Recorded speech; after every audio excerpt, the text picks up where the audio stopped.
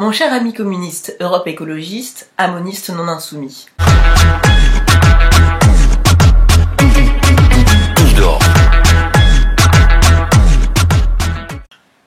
Mon cher ami communiste, Europe écologiste, amoniste non insoumis. Merci beaucoup pour ton message. J'ai bien pris note de ce xème communiqué de presse que dans votre parti vous souhaitez faire paraître prochainement et que tu viens de m'envoyer.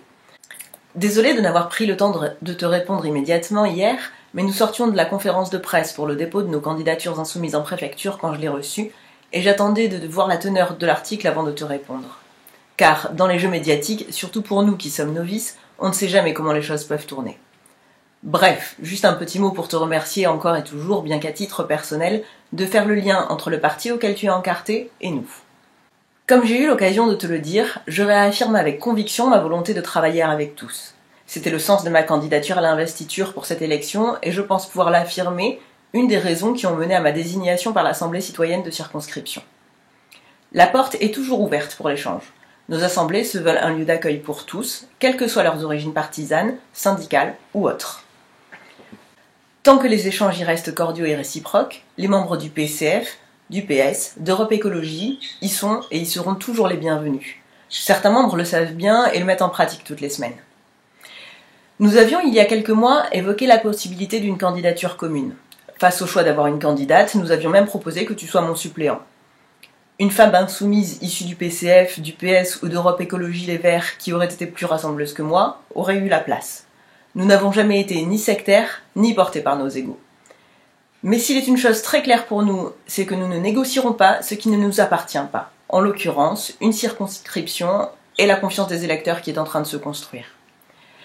Si le mouvement naissant de la France insoumise s'est traduit en voix dans les urnes lors de l'élection présidentielle, nous sommes persuadés que c'est parce que cela s'est fait autour d'un programme novateur et des modes de fonctionnement horizontaux et transpartisans que le mouvement propose.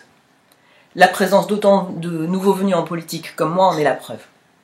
Seulement cette confiance est fragile et le renouvellement de notre engagement vis-à-vis des électeurs qui ont glissé un bulletin de vote Jean-Luc Mélenchon dans l'urne lors du premier tour s'appelle la charte. Cette charte, qui paraît à certains si problématique, c'est notre contrat moral, notre contrat de loyauté envers les électeurs. C'est notre engagement à voter les textes de loi que nous aurons à voter en conformité avec les valeurs et les objectifs pour lesquels ils nous auront élus. C'est en tout cas ce que nous avons tenté de vous expliquer et ce en quoi nous avons tenté de vous convaincre de la signer à chaque fois. Qui d'autre que la France insoumise propose ça? Le PCF, dont le programme et dont le fonctionnement, malgré tout le respect que j'ai pour vous, ne séduit pas les gens issus de la société civile qui aspirent à plus d'horizontalité, de fonctionnement collaboratif et des rapports humains apaisés? Le programme du PS, d'ores et déjà amputé de la sortie du nucléaire, du diesel, et qui ne s'oppose plus franchement ni sur la question de l'inversion des normes, ni sur le TAFTA et le CETA? Le programme d'Europe Écologie Les Verts, qui n'a plus d'écologique que la façade et dont le parti est prêt à signer des accords de place avec le PS malgré tout ce que je viens de dire ci-dessus? Que penseraient alors les électeurs de nous voir nous fourvoyer encore une fois dans des compromissions et des manigances après cette présidentielle lamentable, et alors que nous prônons la transparence et l'exigence du travail bien fait? Quelle garantie leur offrirait-on alors que notre voix porte véritablement la leur jusque sur les bancs de l'Assemblée? Mon cher ami, je te le répète car je le crois sincèrement, la seule chose qui nous appartienne à l'heure actuelle, c'est notre programme, construit à plus de 3000 cerveaux, et la force de notre engagement à être fidèle à celui-ci qui s'incarne dans la charte. Bref, nous ne referons pas ces débats que nous avons déjà eus une énième fois. Nous avons entendu vos arguments, nous vous avons exposé les nôtres.